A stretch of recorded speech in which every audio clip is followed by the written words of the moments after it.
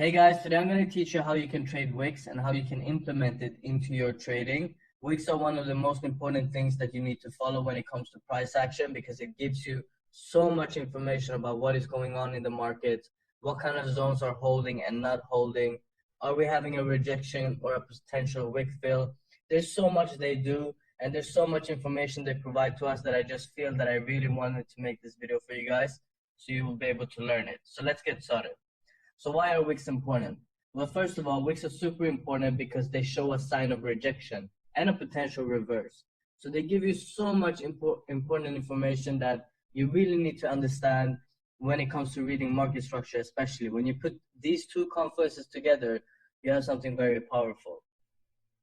A wick is a sign of exhaustion, meaning that when price goes up to an area and we start seeing that it gets pushed down or pushed up, it's actually showing rejection and showing exhaustion. Price is getting tired, buyers or sellers are losing power, and the opposite are taking control. So it's very important when we see a wick that we try to implement it right away into our confluences and our structure knowledge. Buyers and sellers are losing control over the momentum. So there's, momentum being lost, meaning that we can enter based on momentum loss. So we will have a shorter stop loss, we will have more rejection, and we will have more confluences that a trade will go in our direction.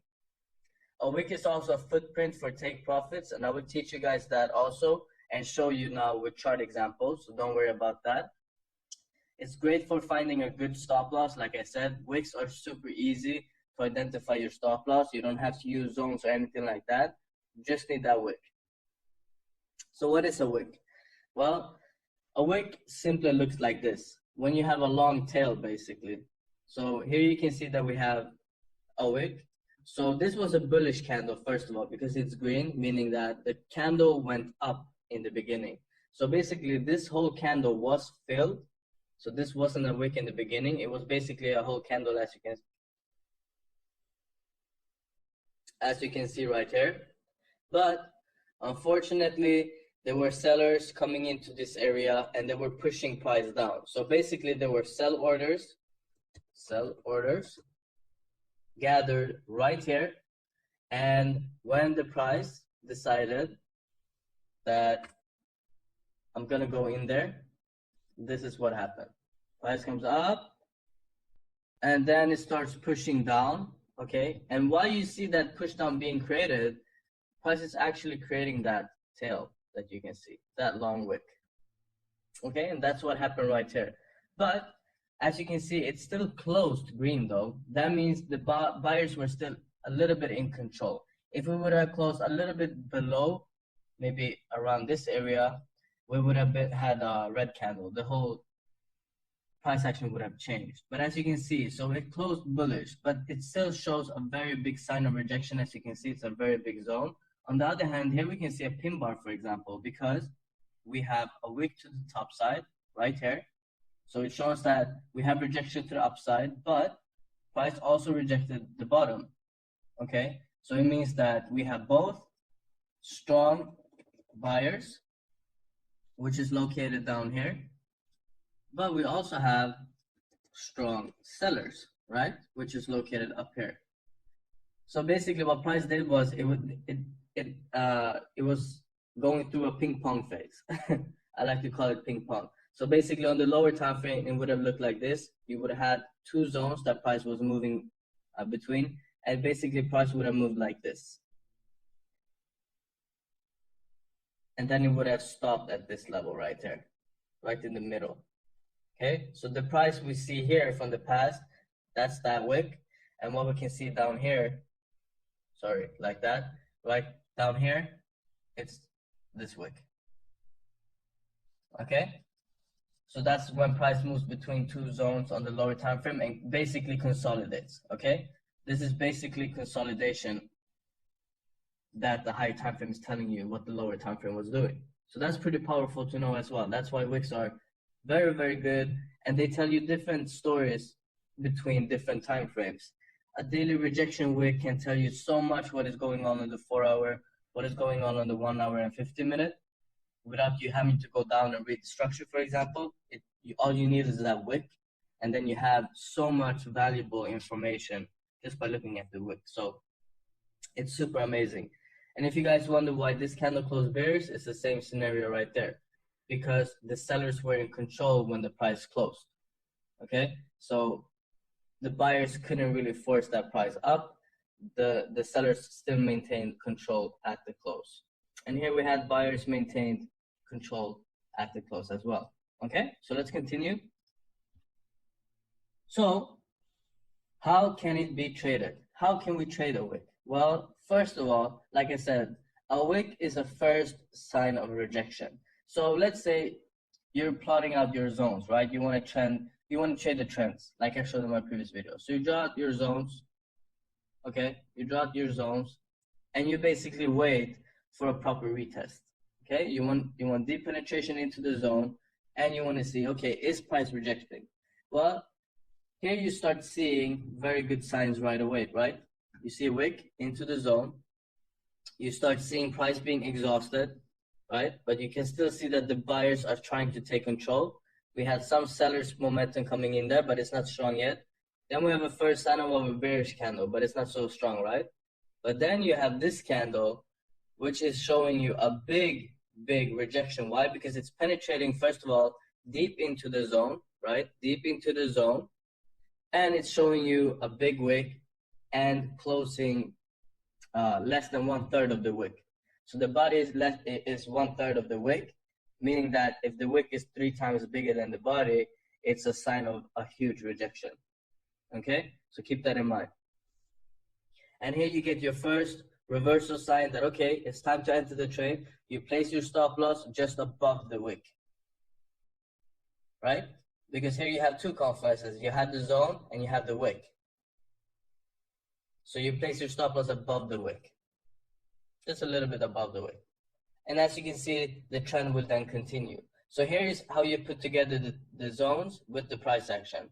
So you have two zones that you mapped out, and you start seeing that, okay, price is trending up now, and it's going up to that zone. But when do I know that it's rejecting this zone? Well, we look for price action confirm, and that's one of those. Okay? Let's go to the next example. All right, so how can it be traded? Here we have another scenario.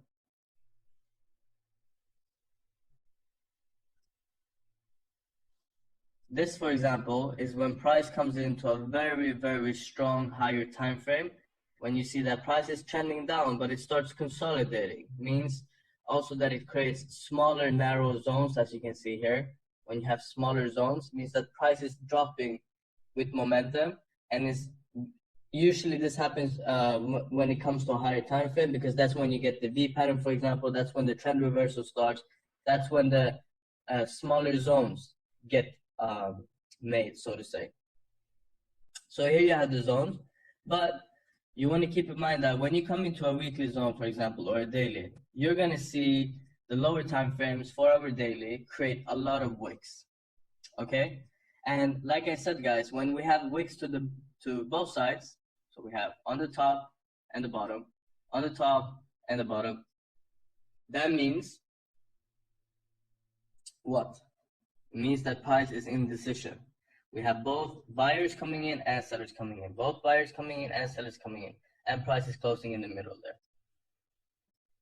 So it's basically telling us what? Well, price hasn't really decided yet if it's going to go up or down, okay? We also always have to keep in mind the 50% retracement level right here, right? Because that's also a zone, and that's something else that I talk about. But as you guys can see, it's so powerful when you put the confluences together. But let's continue here with the wicks. You start seeing a lot of rejection coming into the zone. Here you get a perfect shooting star pattern with a very small wick to the top side. Most of the time, you want the wick to look like this. You do not want a big wick on the shooting star. Preferably, guys, when you see a shooting star pattern, it should not have a wick at all to the upside. The less of a wick it has to the upside, let me just show you what I'm talking about. Let me do it in green so it looks like a bullish candle. Okay, so here, let's say we have a shooting star, okay? Here's the shooting star. if there is no wick to the upside, which is on the top here, it's going to be the strongest price action confirm you can have for a shooting star. If you do have a small wick, if it looks like this, they're still telling you that there's a little bit of rejection to the upside. So when you have candles like this, it could mean that price will continue going down and try to penetrate deeper into the zone. Then you can use these wicks as a take profit, which I'm going to show you, okay? But you preferably want to have as small as a wick to the upside as possible on a shooting star, and vice versa for a hammer candle, okay? And a hammer is basically a shooting star, but turned upside down, okay? Here you can see that when you start seeing all these wicks, all this rejection from a very powerful zone, this means that price is setting up, okay? Price is setting up. Why? Because now you have two confluences. You have the zone, premium price area, which is usually the higher time frames, okay? You have the higher time frame zone right here. And now you start seeing that price is actually creating a lot of wicks, okay? These two weren't your right confirms because it's showing you indecision, but however, it's telling you, hey man, pay attention right now. We're in the premium price area, wait for your trigger candle. Then you start seeing two shooting star patterns. This one has a little bit of a wick to the upside, but this would have been a great price action confirm. So you see the shooting star patterns, you see all these wicks showing big rejection. It's time for you to enter the trades, okay, based on the rejections you're seeing. But keep in mind now, you got to scale out your take profits always. Even though it's a higher time frame, you always need to make sure that you scale out your profits. Your first take profit should be here. Your next can be these wicks that you see up here. These wicks are going to be filled if price is in momentum, okay? They will be filled if price will move with momentum. Let me now show you the next example. So using wicks for take profits. So in this example, I just want to show you guys, when you have a candle that is, let's say it's being, or let's draw it here. So let's say price is trending up, okay? Price is trending up. We have a bullish candle, another bullish candle, another bullish candle, and then let's say we get a few bearish candles, okay? So we have a few bearish candles going down, okay? Let's say now this candle had a wick looking like this, okay? So it had a huge wick. This bullish candle had a huge wick. And now we start seeing that price is starting to trend up again, okay? Price is starting to trend up. We get a, let's say we get a shooting star pattern here, okay? We have a huge wick. Now you can enter the trade and you can actually, instead of looking for the zones here, you can target this huge wick. Because it's the most recent footprint you get from price, most recent footprint, which is one of the most important. You have the most recent footprint, but also this is where price wants to return. Now, why do I say that? Well, think common sense now. Price came up to this area and got rejected. Now it's trying for a second time to get back up there. Do you guys understand what I mean? It has been there before, meaning it's not a dangerous zone. Price has been there, it was able to tap it. Now we're getting more momentum. Of course, it's going to go up and tap into that area. That's why these wicks are so important, because they're giving you footprints where market has been able to go before, so you don't have to guess. You don't have to say, oh yeah, we're going to go up to the monthly zone, which is up here. No, we start with the present. We had this wick, price has been here before. We know that this is a safe area for price to go without reversing hard. So this is our first take profits, for example. So it's super important. And here, I'm going to give you guys the example. So you can see here, huge rejection, right? Huge rejection, price is going down, but price came down to the first zone. We rejected the zone once again, and now price starts trending upwards, right? We get a price action confirmed for a bullish continuation in confluence with the zone we had right here, right? What can we do? We can use this wick right here as our first take profit. Fill the wick, all right? And as you can see, price, when it comes up with momentum, it's going to fill those wicks. Same here, you have another wick right here. But you want preferably to have larger wicks that you aim for, like these wicks. This is also a great example. So here, let's say now price is on the 15-minute, comes down, taps into this zone right here. Okay, so price comes down now on the next candle, taps into this zone. We start seeing 15-minute create rejection, take out the first high. Let's buy the trade. Where do we take profit? We fill the wick, because what is happening? Price is in momentum. Where's it gonna go? It's gonna go and fill that wick. Another scenario, next candle prints bearish. Okay, so we get a bearish candle coming down here, and it closes below this zone, right? And let's say it creates a wick as well. What do we do now? We sell, and we use these two wicks as a sign of rejection. Rejection, confirmation candle of the rejection, we sell. Where do we take our first take profit? Again, at the first zone, which is right here, right? Boom. We can also look at these wicks, but like I said, we want to aim for bigger wicks. The bigger the better, the bigger the footprint, basically. So what to think about now when you trade wicks? The higher time frame the wick is presented, the stronger the signal. So the higher time frame you're looking at, let's say you're looking at the monthly and you see a shooting star, that's going to be the strongest signal you can get from this price action pattern. Okay, if you get it on a daily, it's super strong, but weekly is stronger, monthly is strongest. Forum is also strong. You do not want to trade wicks on the lower time frames. I say from 15-minute down to 5-minute and 1 minute. Don't think about that, because you're going to have these signals being presented every single second to you, basically. So that's not good. You know, you want a solid confirm. So let it come from the higher time frames. Higher time frame wicks can be used for lower time frame scalpers. Like I said, you can fill those wicks based on the lower time frames and hunt that structure, change those structures, so you can then follow the momentum and get those wicks filled. The larger the wick, the bigger the rejection, like I said there before. The larger the wick, the more price will return to that area in the future. Yes, that's true, because the larger the wick is, the more orders have been filled there. The orders have been taken out. When price will return to that area, there's not going to be a lot of orders left, so it's going to fill harder. Wicks create premium price zones. Yes, they create zones as well, so that's important to know. It can be more profitable than support and resistance if done correctly. Why do I say that? Very simple, because it's the present.